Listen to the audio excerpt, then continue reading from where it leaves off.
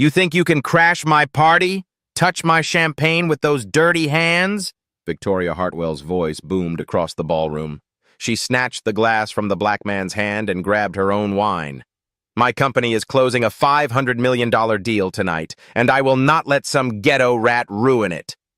She threw the wine. It hit his face, dripped down his neck, soaked into his white shirt. This suit? She laughed, flicking more drops at him. Probably stolen. That watch? Fake. You don't even know what real money looks like. The man wiped his face slowly. His voice stayed soft. Ma'am, please. I was invited. Invited? Victoria stepped closer, her finger jabbing at his chest. By who?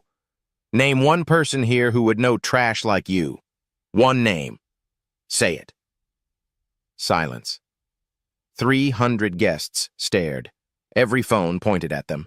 Have you ever seen someone so confident they had no idea they were about to lose everything? 45 minutes earlier, Daniel Torres had stepped out of a black Mercedes S-Class on North Michigan Avenue. The driver held the door. Cool October air hit Daniel's face as he straightened his Brioni suit jacket.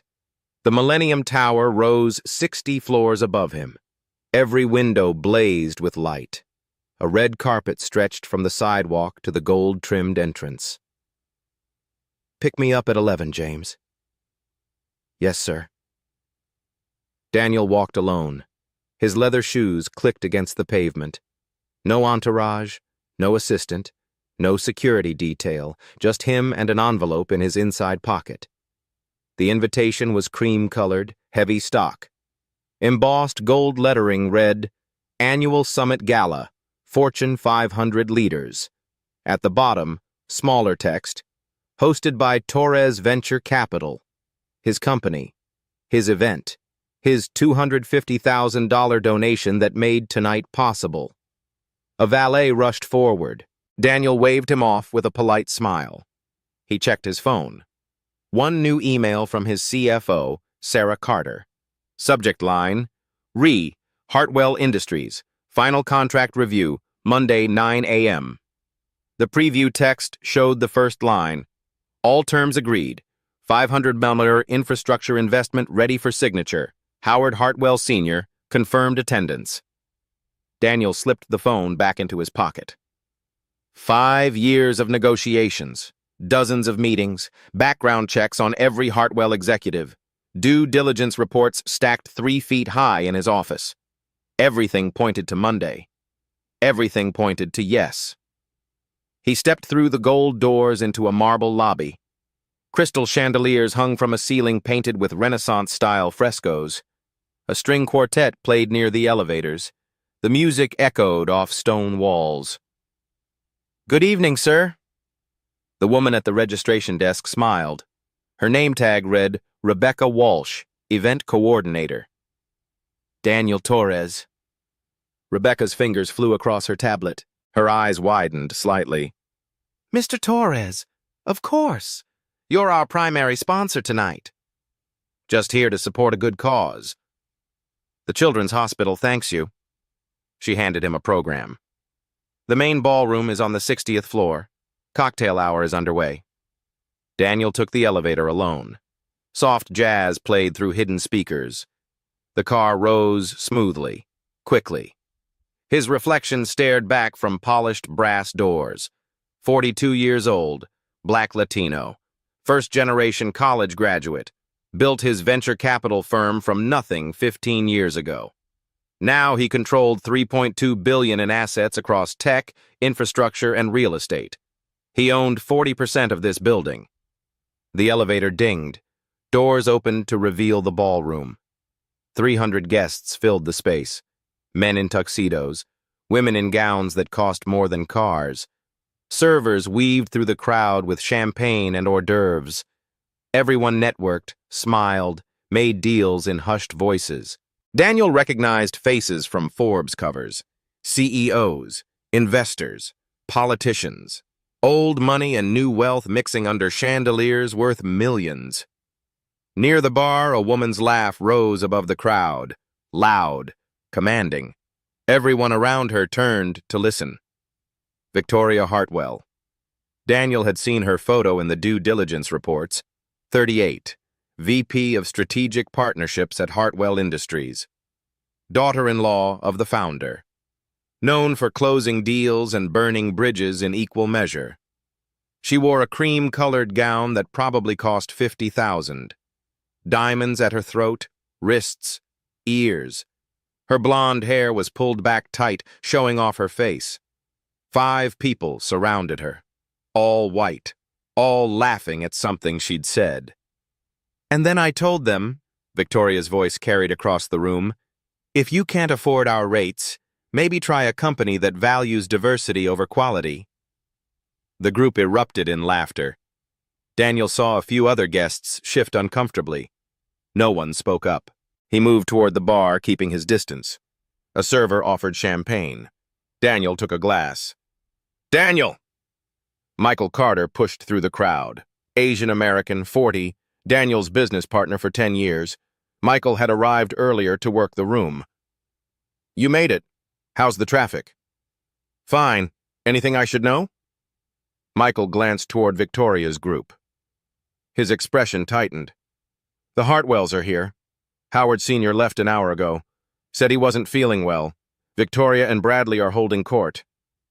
I saw. She's been... Michael searched for the word. Herself. Made a comment earlier about affirmative action hires ruining corporate culture. Anyone push back? 3 people left. Everyone else pretended not to hear.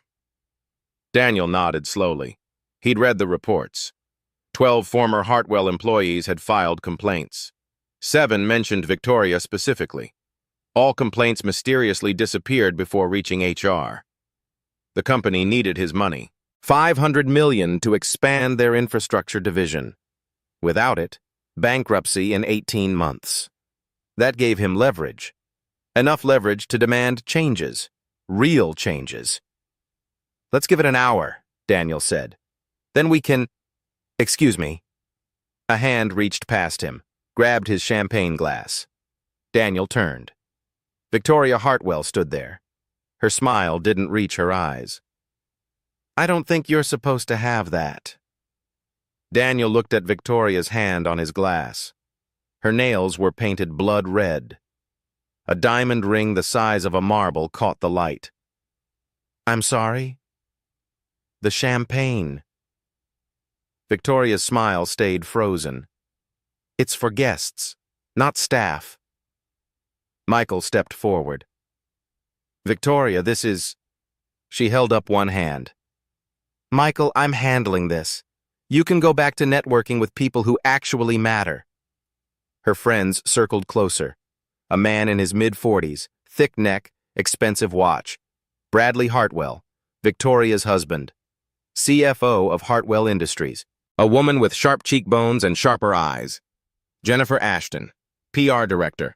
Always within arm's reach of Victoria. 2 others Daniel didn't recognize.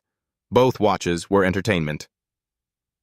Ma'am, I think there's been confusion, Daniel said quietly. I'm a guest here. Victoria laughed. The sound was harsh, brittle. A guest? Really?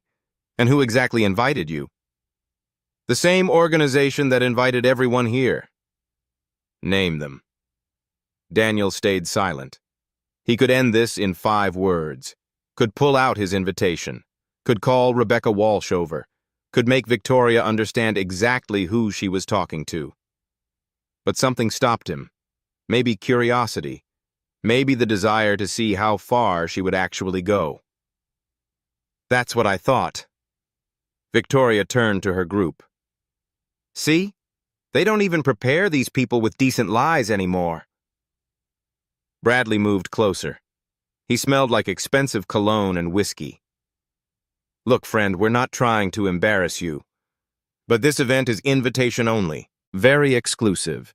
If you leave now quietly, we'll forget this happened. I appreciate the concern, Daniel said. But I'm exactly where I'm supposed to be. Jennifer pulled out her phone, started typing. I'm texting security. We've had problems with crashers before.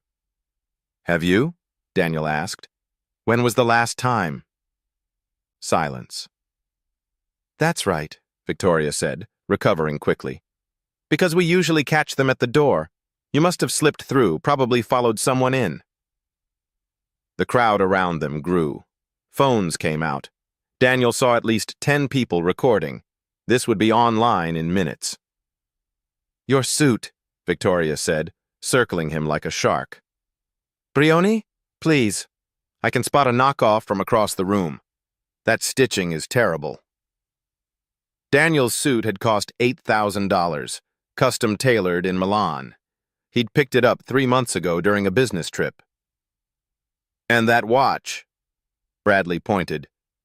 Is that supposed to be a Patek Philippe? The face is all wrong? Is all fonts off. The watch was real, inherited from Daniel's grandfather, worth more than Bradley's car.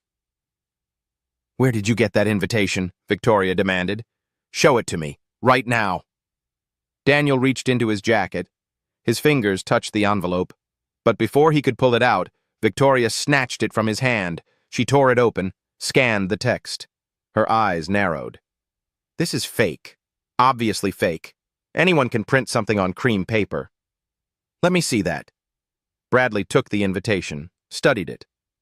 The font looks right, but nothing, Victoria interrupted. Look at him, Bradley. Does he look like he belongs at a $50,000 per seat event? What exactly am I supposed to look like? Daniel asked. The question hung in the air. Victoria's mouth opened, closed. She knew the trap. Professional, she finally said. Established. Someone with actual credentials. I have credentials. Like what? A community college degree? A participation trophy? Jennifer laughed, covered her mouth. Sorry, that was just accurate, Victoria finished.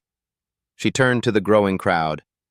This is exactly what's wrong with society today. Standards mean nothing. Quality means nothing.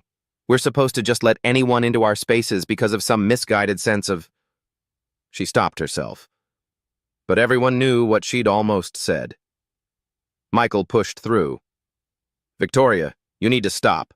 Right now. Or what? You'll report me? She laughed again.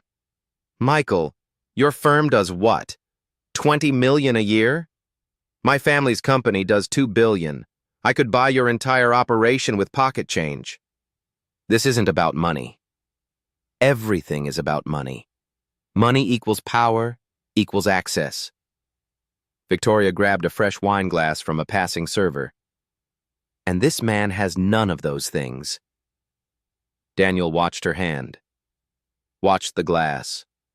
Knew what was coming next. Ma'am, he said quietly. He said, please don't. Don't what?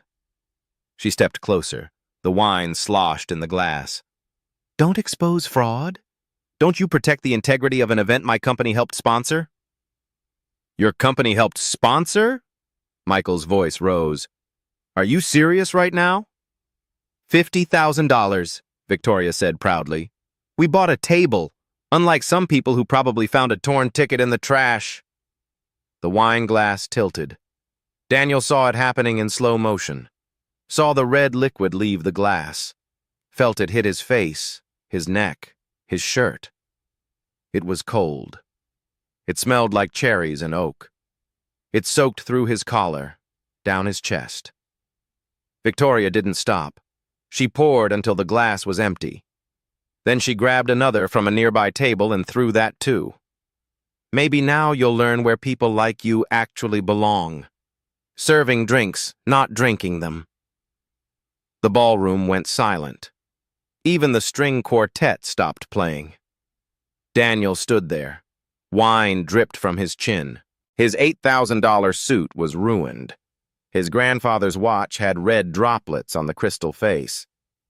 He pulled out his handkerchief, wiped his face slowly, methodically. You done? He asked. Victoria's chest heaved. Her face was flushed. I'm just getting started. Security! 2 men in dark suits pushed through the crowd. Private security, built like linebackers.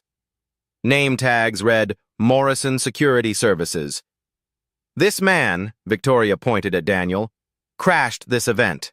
I want him removed. I want him arrested. I want his name blacklisted from every venue in Chicago. The lead security guard, Frank Morrison, approached carefully. Sir, I'm going to have to ask you to come with me. Of course. Daniel's voice stayed calm. I understand you're doing your job. Don't be so understanding, Victoria snapped. You should be apologizing, begging.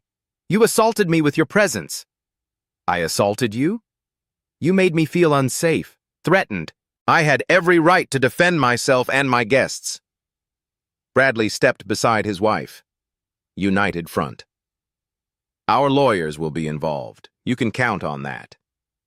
Your lawyers? Daniel smiled slightly. The first real emotion he'd shown. Interesting. What's funny? Victoria demanded.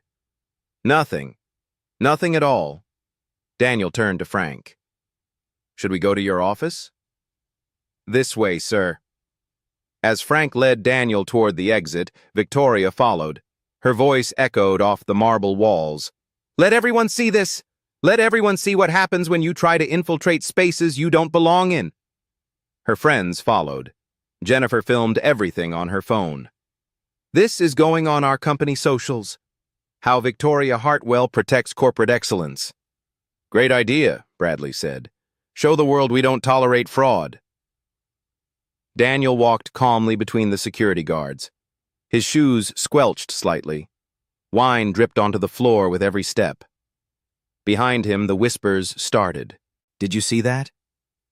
She just threw wine on him. That seemed excessive. Should we say something? But no one did. No one stepped forward. No one confronted Victoria. They just filmed, and watched, and posted. By the time Daniel reached the security office on the 59th floor, the video had 17,000 views. Victoria followed them into the small room. Brady and Jennifer crowded in behind her. The space smelled like coffee and cleaning supplies. Frank sat at a desk with 2 computer monitors.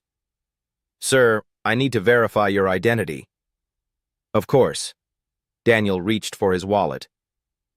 Don't trust whatever ID he shows you, Victoria said. Fake IDs are everywhere. I want you to call the police, real police. Let them handle this. Frank looked uncomfortable. Ma'am, I need to follow protocol. I am the protocol. Victoria pulled out her phone. I'm texting my father-in-law right now. He owns 20% of this building. 1 call from him and you're unemployed. Do you understand? Frank's jaw tightened. He picked up his desk phone. Daniel sat in a plastic chair, wiped more wine from his face, and waited. This was about to get very interesting. The security office was cramped, beige walls, flickering fluorescent lights, a water cooler in the corner that hummed too loudly. Frank Morrison sat at his desk, fingers hovering over the keyboard. His computer screen glowed blue in the dim room. Victoria paced behind him. Her heels clicked against the tile floor. Click, click, click. Each step is sharper than the last. Why is this taking so long? She demanded. Ma'am, I'm pulling up the guest list now. Forget the guest list. Just call the police. Frank's eyes stayed on the screen. I need to verify. You need to do what I tell you. Victoria leaned over his shoulder. Her perfume was overwhelming, expensive and cloying. Do you know who I am? Yes, ma'am. Then you know I can end your career with 1 phone call. Bradley stood by the door, blocking it. His arms crossed over his chest. Jennifer was on her phone, typing furiously, probably posting updates. Daniel sat in the plastic chair against the wall. His suit stuck to his skin. Wine had dried sticky on his neck. He looked completely calm, almost bored. Found it, Frank said quietly. Found what? Victoria snapped. His name, on the VIP list. Frank's finger traced across the screen. Daniel Torres, Table 1, primary sponsor. Silence. Heavy. Suffocating. Then Victoria laughed. sharp and ugly. That's ridiculous. He obviously hacked your system. Ma'am, I don't care what you think. Victoria grabbed the back of Frank's chair, spun it around.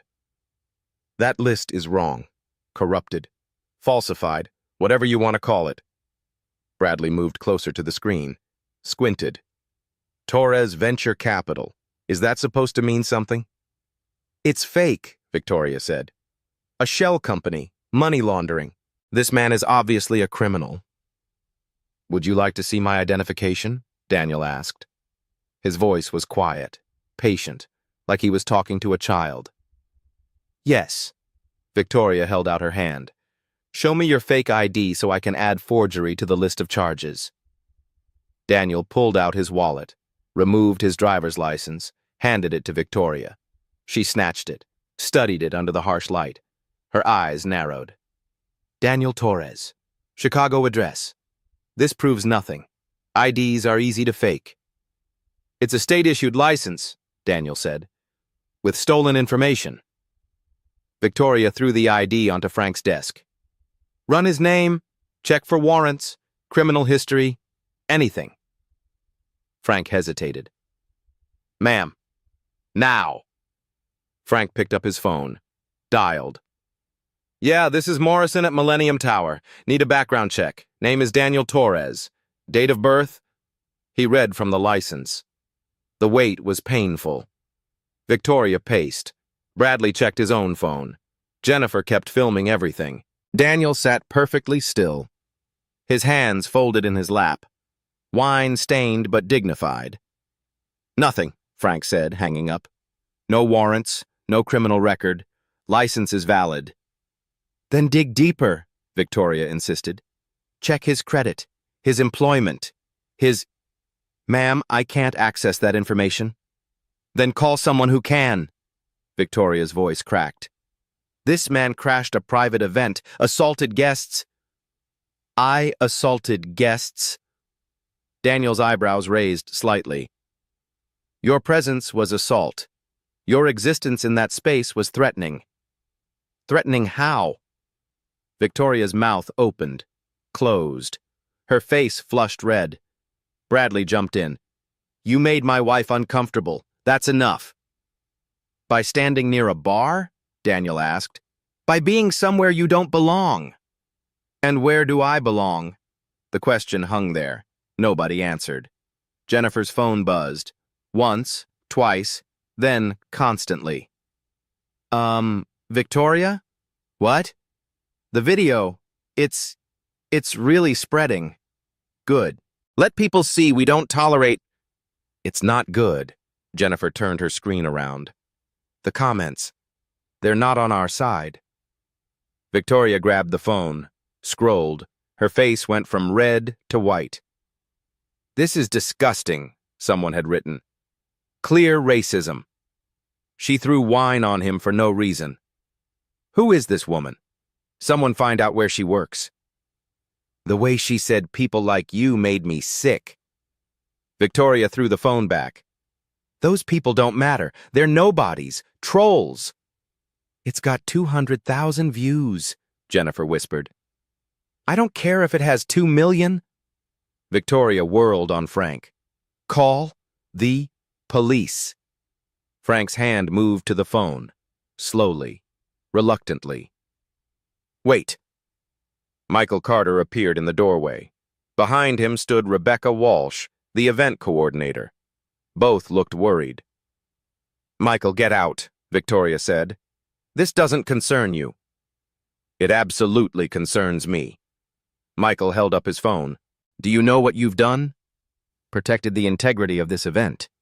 You assaulted a guest, on camera, in front of 300 witnesses. I defended myself and others from an intruder.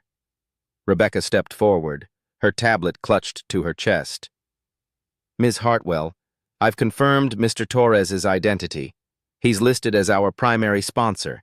His company donated $250,000 to tonight's charity.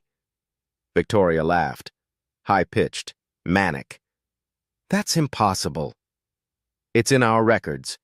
The wire transfer came through yesterday morning. Then your records are wrong. Ma'am, everyone stop. Victoria's voice echoed off the walls. I don't care about records or lists or donations. I know what I saw. This man doesn't belong here, period. Based on what? Michael demanded. Based on... Victoria stopped, breathed hard through her nose. Based on my judgment, my experience, my instincts about who belongs in our world. Your world, Daniel said softly. Yes, my world. Victoria turned to him. A world you could never understand, never access, never be part of, no matter how many fake companies you invent or IDs you forge. Bradley's phone rang. He looked at the screen. His face went pale. It's Dad. Don't answer it, Victoria said. It's Dad. I have to. I said don't. But Bradley was already answering. Hello? Dad, we're in the middle of... He went silent. Listened. His eyes widened. No, that's not... We didn't know. He said he was... Victoria grabbed the phone. Howard? Dad? Listen, there's been a situation. An intruder at the gala. We handled it, but... She stopped. The color drained from her face. Her hand started shaking. That's not possible, she whispered. You're wrong. He's lying. He has to be lying. Daniel watched her, still calm, still patient, still waiting. Put him on speaker, Daniel said quietly. Let everyone hear. Victoria's hand trembled. She looked at Bradley, Jennifer, at Frank, at Michael. Then she pressed the speaker button. Howard Hartwell Sr.'s voice filled the room. Rough, angry, tired. Victoria, is Daniel Torres there? The man claiming to be Daniel Torres, yes. There's no claiming about it. Put him on the phone, now. Victoria's hand extended, shaking. The phone hovered between her and Daniel. Daniel took it, brought it close. Good evening, Mr. Hartwell. Daniel. Howard's voice softened slightly. I just got a call from my head of security. He's watching a video.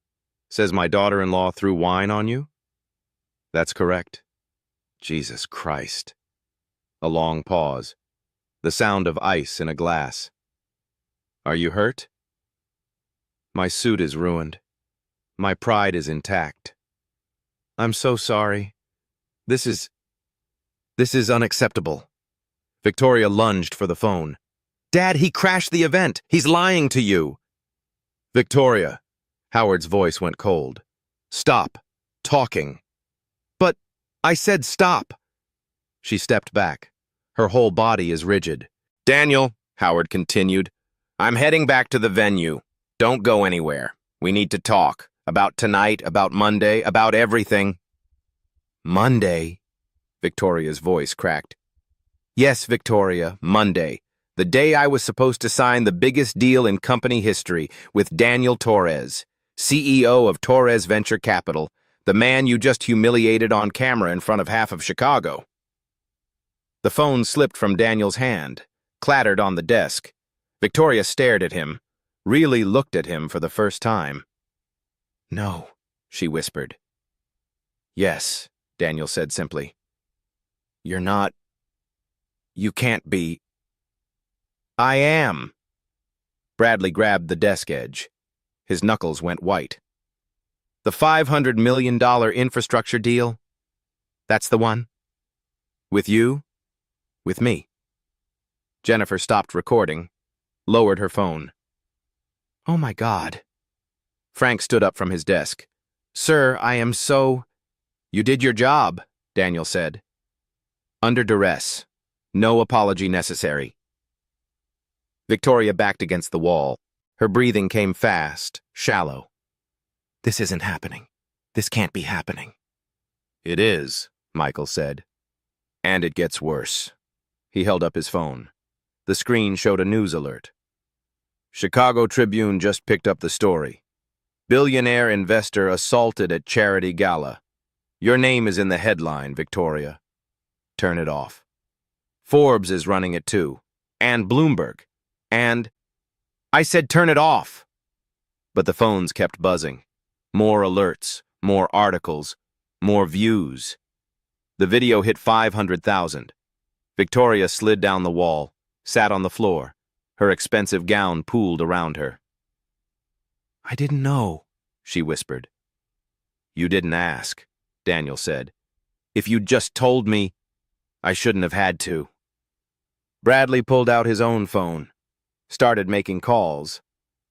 I need our crisis PR team. Now. Yes, I know it's Friday night. I don't care. This is a Category 5 disaster. Jennifer was already backing toward the door. I need to delete those posts. Oh God, I need to delete everything. Too late, Michael said. Screenshots are everywhere. A knock on the door. Everyone jumped. Rebecca poked her head in. The police are here. Someone called about trespassing? Frank closed his eyes. That was me. Before I knew. Send them in, Daniel said. Victoria looked up from the floor. Mascara ran down her cheeks. You're pressing charges? That depends, Daniel said, on what happens in the next 5 minutes. 2 Chicago PD officers stepped into the already crowded room, and everything changed again. Officer Martinez stepped in first. Latina, mid-30s, tired eyes. Her partner, Officer Kim, followed. Korean-American, younger, hand near his radio. We got a call about trespassing, Martinez said. Victoria jumped up. Officers, thank God, this man crashed our event. He's been threatening guests. Arrest him immediately. Your name? Victoria Hartwell, VP of Strategic Partnerships at Hartwell Industries. Martinez turned to Daniel. And you? Daniel Torres. Kim typed on his phone. His eyes widened. Torres Venture Capital? You're the CEO? Yes.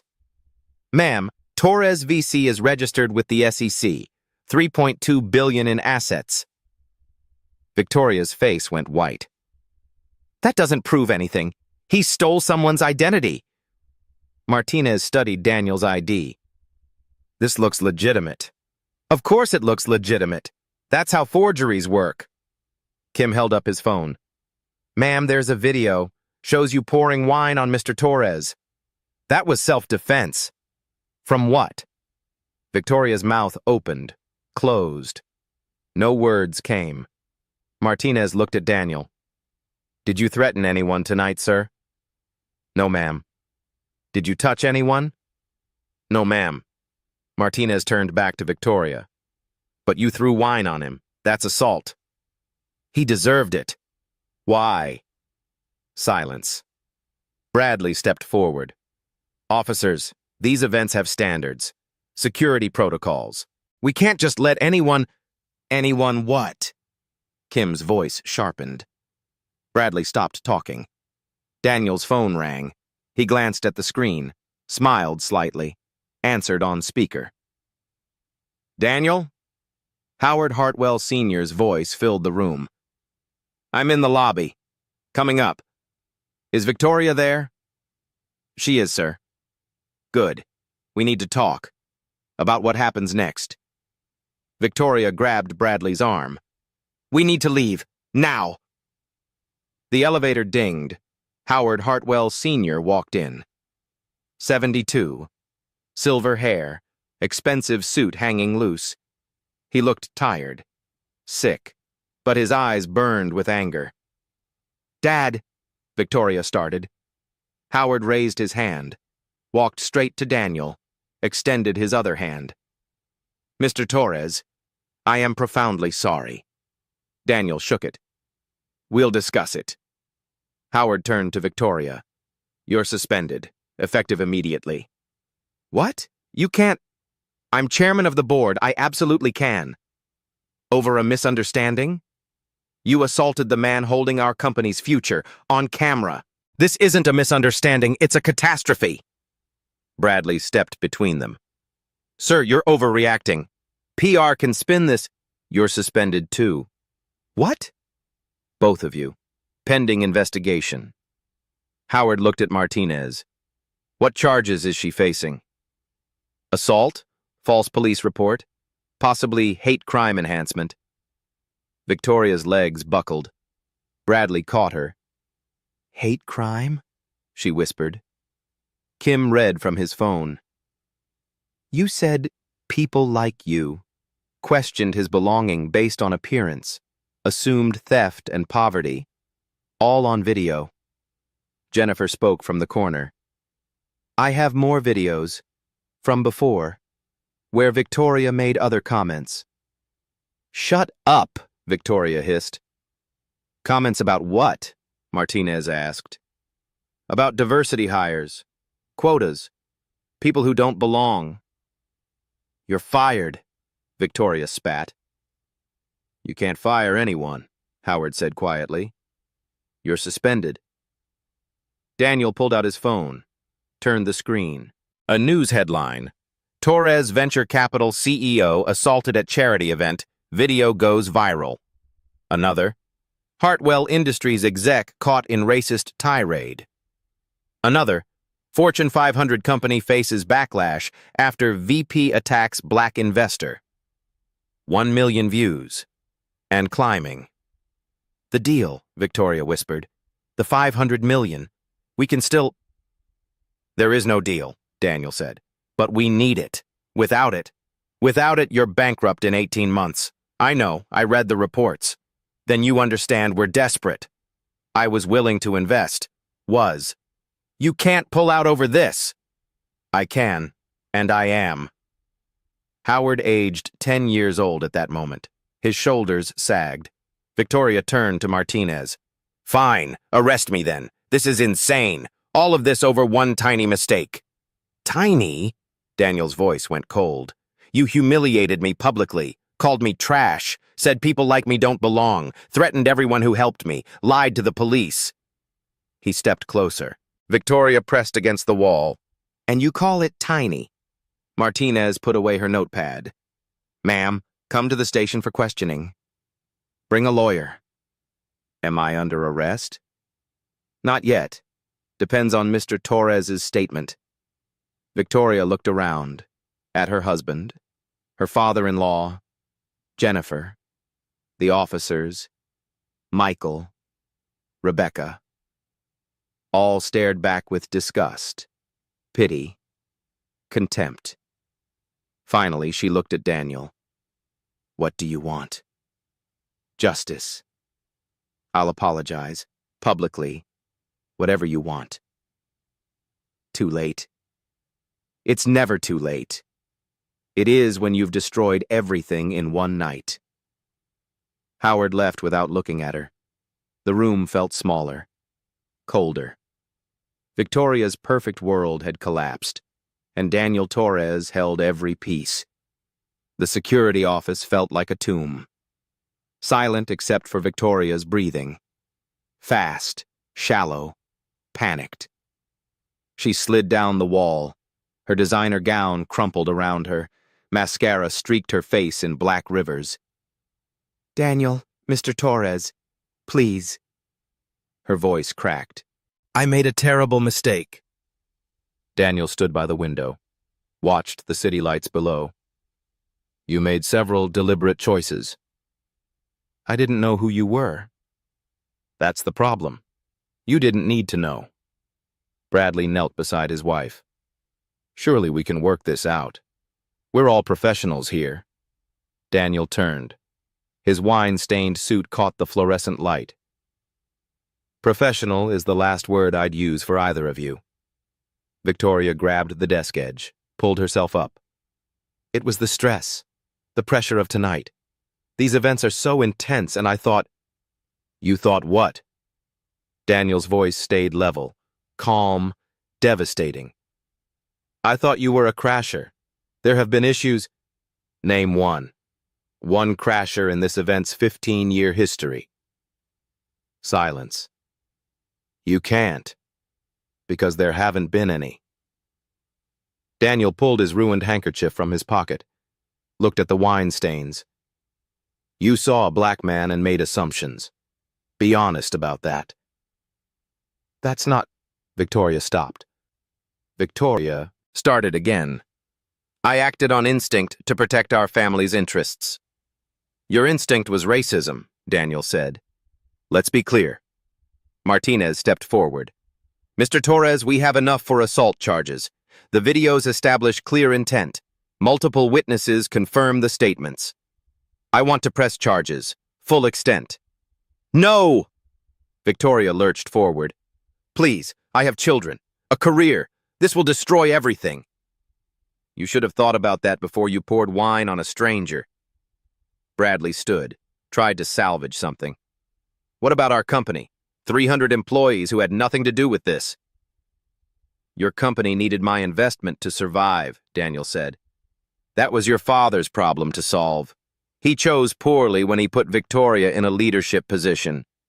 She's family. And that's why your company is failing. Nepotism over competence. Frank Morrison approached quietly. Mr. Torres, I need to apologize. I should have verified more thoroughly before calling the police. You were threatened with termination, Daniel said. Note that in your report. I want accountability at every level. Yes, sir. Rebecca Walsh spoke from the doorway. The gala is breaking up. Guests are asking questions. The news vans are outside. Let them ask, Daniel said. What should I tell people? The truth. That Victoria Hartwell assaulted a guest. That she's been suspended. That Hartwell Industries is under investigation. Victoria made a choking sound. You're going to let them destroy me on television? You destroyed yourself. They're just documenting it. Kim stepped aside to take a phone call. Came back looking grim. Ma'am, there's a reporter from Channel 7 asking for a statement. Says the video has 2 million views now. Bradley pulled out his phone. His face went gray. It's trending. Nationally. #Hartwell Wine Incident. Jennifer was still in the corner. She'd been quiet since offering up the videos. Now she spoke. Victoria, the company Twitter is exploding. Thousands of mentions, all negative. Delete them. I can't delete other people's tweets. Then make a statement. Say it was out of context. It wasn't out of context, Jennifer said quietly. Everyone saw what happened.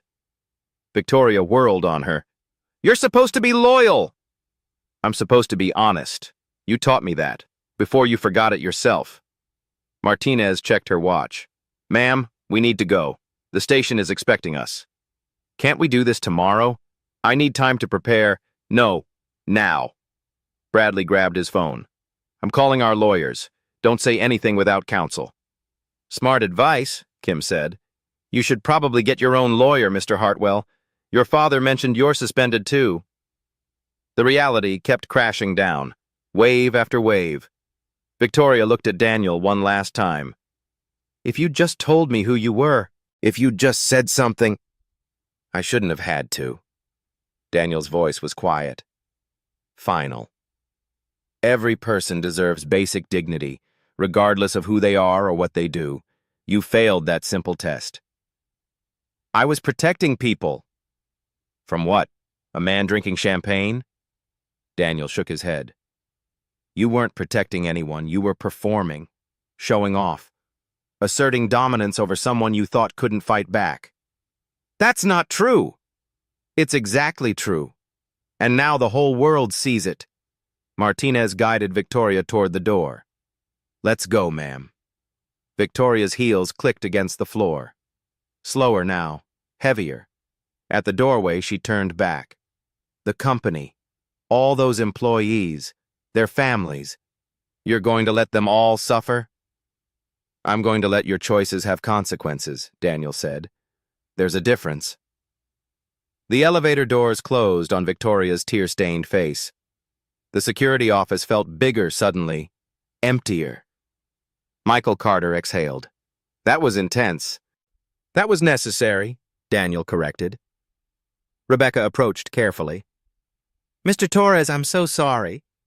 If there's anything the Foundation can do, not your fault. You tried to help. Daniel looked at his watch. Wine had seeped under the crystal. I should probably go clean up.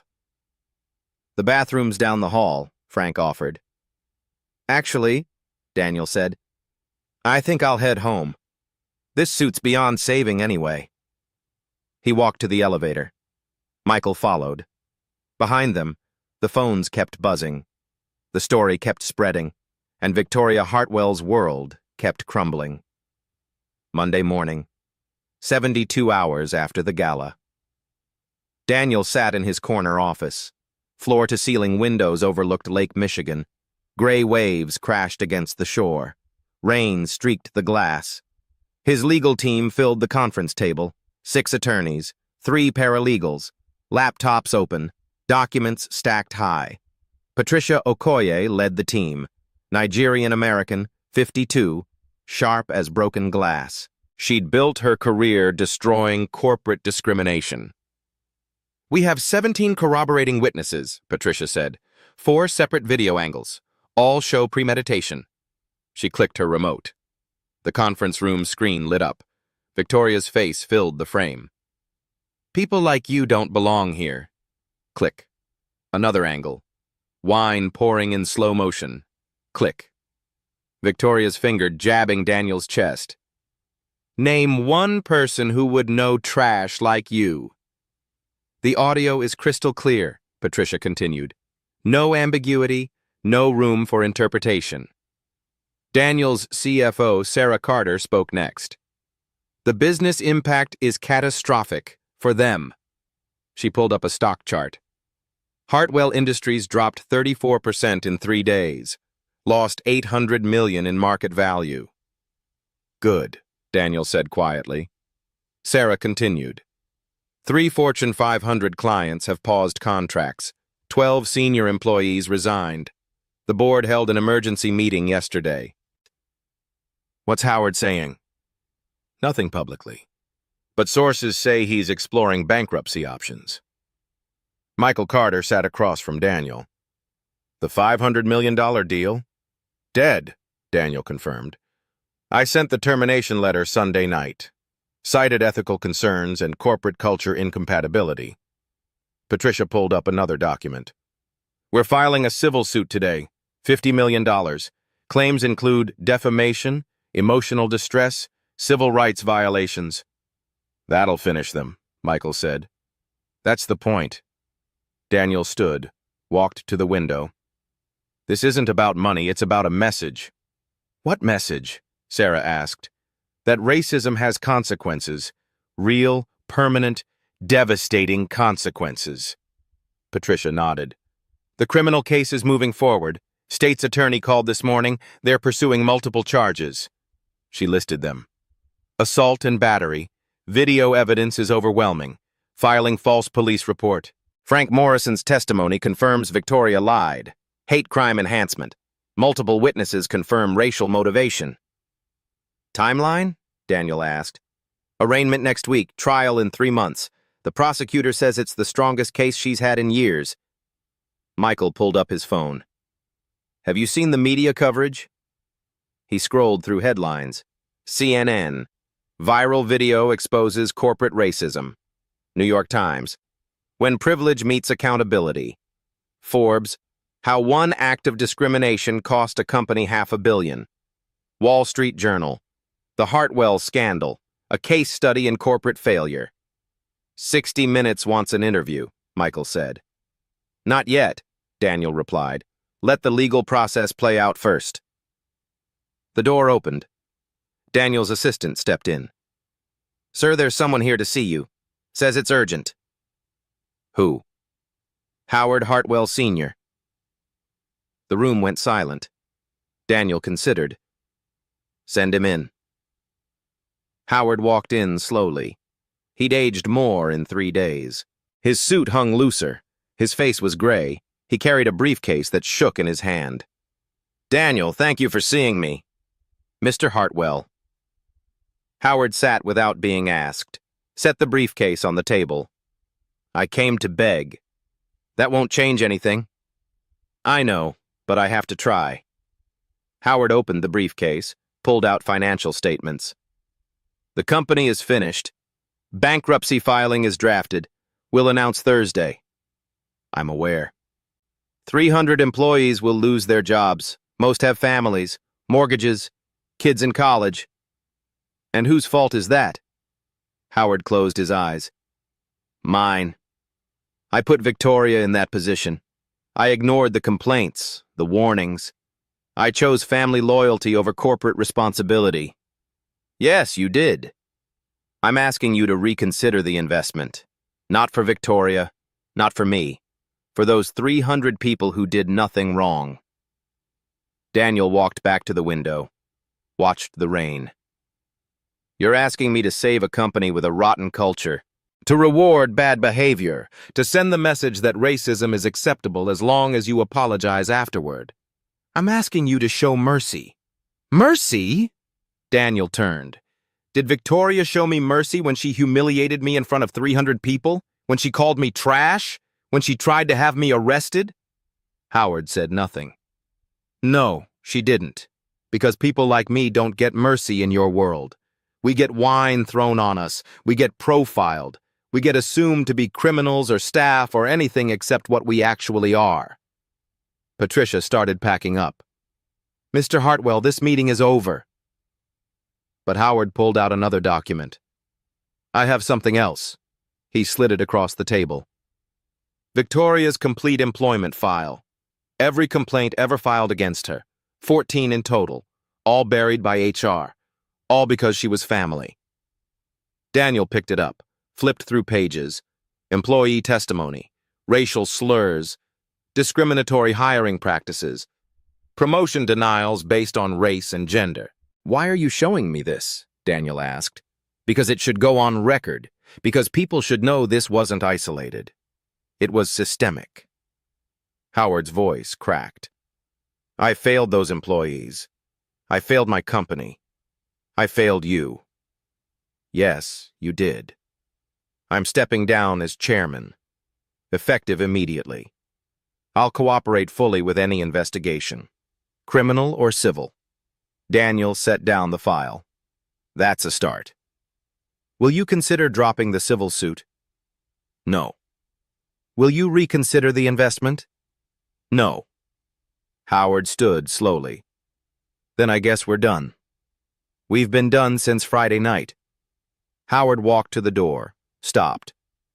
For what it's worth, I am truly sorry. Not because of the business, because of what she did to you as a human being. He left. Patricia waited 30 seconds. That was hard to watch. Good. Daniel said.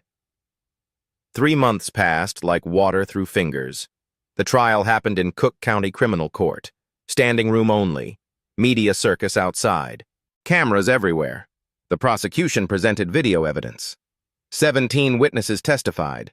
The defense tried to claim misunderstanding, cultural differences, stress-induced poor judgment. The jury deliberated for 6 hours, guilty on all counts. Sentencing came 2 weeks later. Judge Maria Castellanos presiding. Latina, 60, no patience for excuses. This court has reviewed extensive evidence, she said. What we've seen is not a momentary lapse, but a pattern of behavior rooted in racial bias. Victoria stood. Her lawyer is beside her. She'd lost 20 pounds. Her hair had gone gray at the temples. The assault itself was egregious, the judge continued. The racial motivation, inexcusable. The attempt to weaponize law enforcement against an innocent man, dangerous. The courtroom held its breath. I sentence you to 18 months in county jail, 5 years probation following release, 500 hours of community service with civil rights organizations, mandatory bias training and counseling, $25,000 fine. Victoria's knees buckled. Her lawyer caught her. In addition, Judge Castellanos said, the civil court has ruled in Mr. Torres's favor. $15 million in damages, public apology, lifetime ban from corporate leadership positions. The gavel fell. Victoria was led away in handcuffs. Bradley Hartwell, tried separately, received probation and fines. His financial licenses were suspended. Victoria divorced him during the trial. Hartwell Industries filed for bankruptcy 6 months after the gala. Assets were sold to a competitor. 300 people lost their jobs. 75 years of company history, destroyed by one act of racism. The message was clear. Actions have consequences, and justice, eventually, prevails. 6 months after the trial. Daniel's office looked different now. Same windows, same view of Lake Michigan. But new photos lined the walls. A ribbon-cutting ceremony. Daniel is surrounded by kids from the South Side. A legal clinic opening. Attorneys shaking hands with clients. A Time magazine cover. The CEO who changed corporate accountability. Daniel sat at his desk. Morning sun streamed through the windows. He reviewed the foundation's quarterly report. The Torres Foundation for Economic Justice, $100 million from his personal wealth. 30 civil rights attorneys, free legal representation for discrimination victims, 6 months of operation, 127 cases accepted, 89 successful outcomes. People who couldn't fight back now had someone in their corner. His assistant knocked. "Sir, the 60 Minutes crew is here." "Send them in." The interview lasted 2 hours. They asked about the gala, about Victoria, about the video that changed everything. "Do you regret attending that night?" the interviewer asked. Daniel considered the question. "No. What happened to me wasn't new. It was just filmed." "What's the difference?" "Most people who face discrimination don't have cameras recording, don't have resources to fight, don't have the platform to force accountability. But you did. I did. And I had a responsibility to use it." The interviewer leaned forward. "Some people say you destroyed Victoria Hartwell's life over a glass of wine." Daniel's expression hardened. "Victoria Hartwell destroyed her own life. I just refused to let her destroy mine without consequences." "What about the 300 Hartwell employees who lost their jobs?" "That's on Howard Hartwell, on the board that enabled Victoria for years, in a culture that protected racism because it was profitable." "You feel no guilt?" "I feel sad for those employees, but guilt? No. I didn't create that toxic culture. I just stopped funding it." The interview ended. The crew packed up, left. Daniel returned to the window, watched the city below. His phone buzzed. Text from Michael Carter. "New case just came in. Black teacher fired after reporting discrimination. The school district is trying to bury it. Sound familiar?" Daniel typed back. "Take it. Full resources." This was the work now. Not just venture capital, not just making money, making change. Corporate America had responded. 45 Fortune 500 companies revised their discrimination policies. The SEC proposed new accountability measures. Business schools taught the Hartwell case as a warning. The Torres effect, they called it. Mandatory bias training became industry standard. HR complaints were taken seriously. Cameras became protection instead of invasion. 200 similar lawsuits were filed in 6 months, all citing Torres v. Hartwell as precedent. The system was changing, slowly, imperfectly, but changing. Daniel drove to the South Side that afternoon. A community center ribbon cutting. The new legal aid clinic. Kids ran around the parking lot. Parents lined up to speak with attorneys. Hope filled the air like oxygen. A little girl approached, maybe 8 years old, braids tied with pink ribbons. "Are you Mr. Torres?" "I am." "My teacher showed us the video, the lady who was mean to you." Daniel knelt down. "What did you think?" "I think you were brave. You didn't yell or fight. You just waited. Waiting is hard sometimes. But you won, because you were patient. I won because I knew my truth, and I knew justice would come." The girl smiled, ran back to her mother. Daniel stood.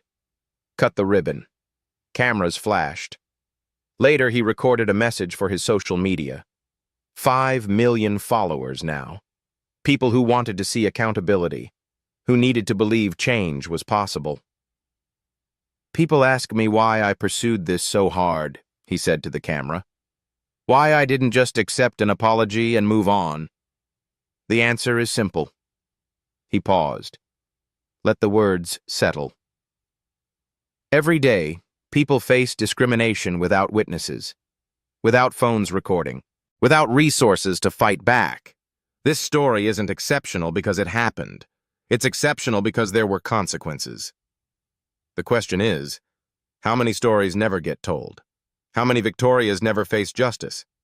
And what are we going to do about it? He ended the recording, posted it. Within an hour, 50,000 shares. People commenting on their own stories, their own fights, their own small victories. The movement was bigger than him now.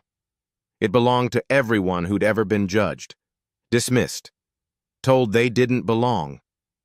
Daniel's final thought, sitting in his office as the sun set over Chicago. Justice isn't revenge. Justice is accountability.